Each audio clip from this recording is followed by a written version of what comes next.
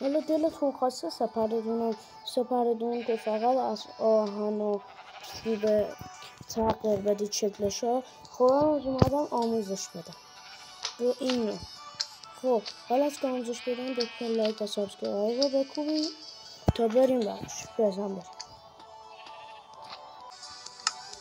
خب اول شما باید به تعدادی و گوسفند بکشید. باید به تعدادی گوسفند بکشید. باید همه پشماشون رو میگید 5 هست دیگه میکشید 5 تا کشید. بعد شما نیاز به چوب هم دارد.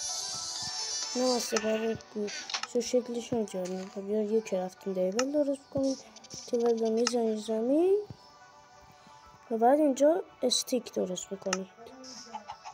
خب بعد میاد تو اینجور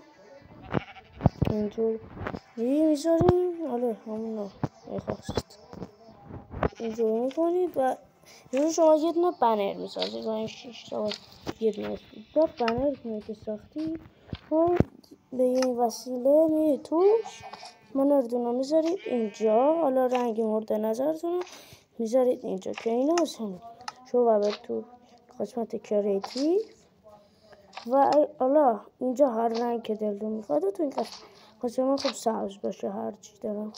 خب مثلا باید میاد توی قسمت تخت اینا مثلا من میخوام شکل کریپر بذارم رو این عکس کریپر رو هم دارم. اینجا رنگ هم میذارم اینجا بنرم میذارم اینجا و این هم تحویل میده.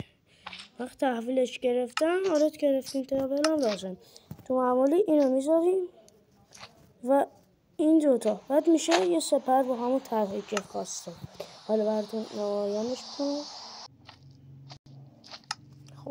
خب کنید به این شکل خوشگل شیلدم بگیرم و معلوم میشه.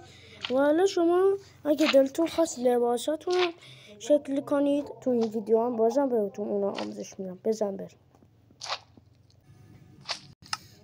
خب شما تو مایکاب لباساتون رو طرح بدید. حالا اگه نخواستید تو کامنت ها برام بگید. حالا اگه بخواید لباساتون رو رنگ کنید رنگ مورد نظر میذارید اینجا و تحویل میگیرید. فقط یه نکته ناراحت کننده میگم این فقط مخصوص جام است.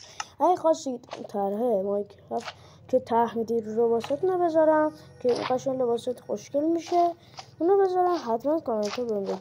اونم رو بدراک کار میکنه. و یه نکته این که اگه جاوا پلی هستی این است که فقط هم میتونه رو چرمی بندازید رنگ دیگه